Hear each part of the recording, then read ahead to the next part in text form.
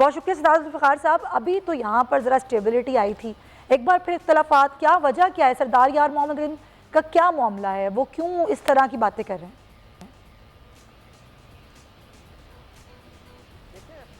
کوئی بھی سسٹم, چلتے ہوئے سسٹم کو آپ روک دیں گے اور اس کو ریپلیس کریں گے, اور اس میں ضرور جو ہے وہ اسٹیبلٹی ایک دم ایک دن میں, ایک گھنٹے میں, 2 دن میں, مہینے میں نہیں آتی.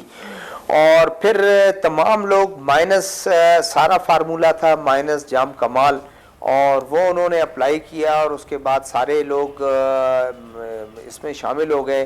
پھر شرط بھی لگائی گئی کہ قدوس بزنجو صاحب کو کے لیے یہ شرط بھی لگائی گئی تمام لوگ پرانے ہوں گے.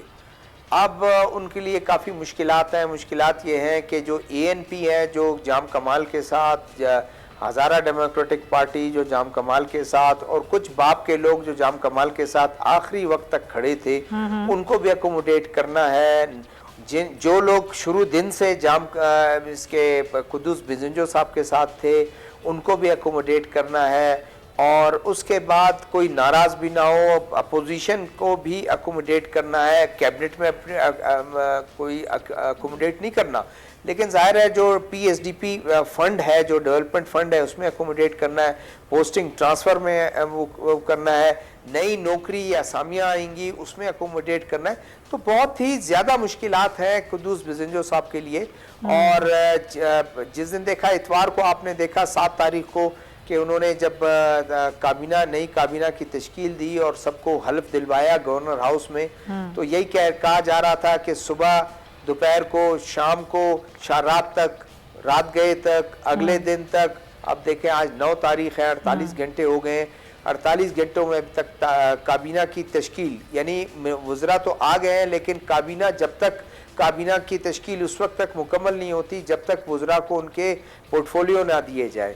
اب کچھ لوگ تو اتنے بے صبرے, جو ہماری رپورٹس ہیں, اتنے بے صبرے ہوئے, تو وہ تو جا کر منسٹرز کے آفیسز میں جا کے بیٹھ بھی گئے, اور اپنی مرضی سے جیسے ان کو کہا گیا تھا یا ان کو اشارہ ملا تھا, سیکٹریز کو بلا لیا انہوں نے, کہا جی ہم بریفنگ دیں کیا ہو رہا ہے. تو سیکٹریز بڑے پریشان, ان کو کہا کہ بھائی ابھی تک ہمیں کوئی آرڈر نہیں ہے, ہم پابند ہیں, آپ کو بریفنگ دیں گے, لیکن جب تک ایس این جے ڈی اس کی نوٹیفیکیشن نہیں کرتا کہ آپ کو کوئی محکمہ, وہی محکمہ ملا ہے جو آپ آئیں, یہ نہ ہو کہ آپ کو محکمہ چینج ہو جائے. ایسا تو نہیں ہوگا, sorry to cut you Zulfiqar sahab, ایسا تو نہیں ہوگا کہ ایک بار پھر یہاں پر اختیارات کی, امارات کی جنگ شروع ہو جائے گی جو ہمیشہ سے ہی رہی ہے بلوچستان میں؟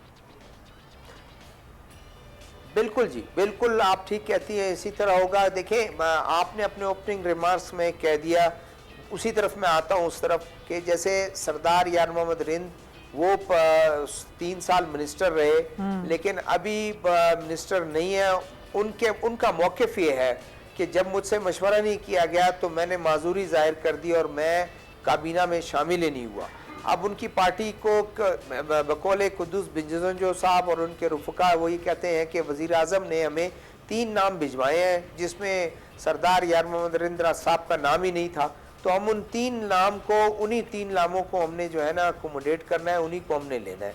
یہ 2, ایک ایڈوائزر کے لیے اور 2 جو ہے فل فلیج منسٹر کے لیے. تو ہمارے لیے کوئی فرق نہیں پڑتا وہ ناراض ہوں یا نہ ہوں. اسی طرح نوابزادہ طارق مکسی صاحب ہیں, ان کے بارے میں کہا جاتا ہے کہ ان کو ایریگیشن نہیں دیا جائے گا, جو ان کا اپنا پورٹ فولیو تھا پہلے 3 سال. اب ان کو کہا گیا ہے کہ نہیں, ان کو ہم کوئی اور محکمہ دیں گے, جس پہ انہوں نے بھی دبے الفاظ میں کہا ہے کہ اگر مجھے ایریگیشن نہیں دیا تو پھر میں شامل نہیں ہوں گا اس میں. اسی طرح ای این پی کی پہلے 2 وزارتیں تھیں یا 1.5 وزارت تھی, اب ان کو 2 بندے ان کے اکوموڈیٹ کیے گئے تھے, اب ان کو 1 ہی وزارت دے رہے ہیں, اور پورٹ فولیو بھی شیور نہیں ہے کہ ان کو ایگریکلچر دیا جائے گا یا کوئی اور پورٹ فولیو دیا جائے گا. اسی طرح ایچ ڈی پی کو اکوموڈیٹ انہوں نے کر دیا. تو اس طرح سے ناراضگیاں لوگوں کی بڑھتی جا رہی ہیں. اسی طرح خواتین نے بہت ری ایکشن اپنا دکھایا کہ اس 14 رکنی کابینہ یا 15 رکنی کابینہ میں ایک خواتین بھی انہوں نے نہیں لیا, نہ اکوموڈیٹ کیا. مرد اس پہ ڈومینیٹ کر رہے ہیں, جس کی وجہ سے تو یعنی کہ ابھی آپ سبسکرائب کریں اور بیل دبائیں تاکہ کوئی خبر رہ نہ جائے.